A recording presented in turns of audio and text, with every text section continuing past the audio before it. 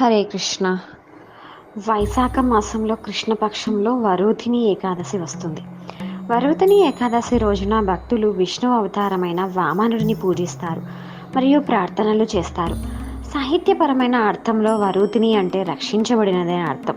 మరియు వరూధిని ఏకాదశిని ఆచరించడం ద్వారా భక్తులు వివిధ ప్రతికూలతలను మరియు చెడుల నుండి రక్షించబడతారు.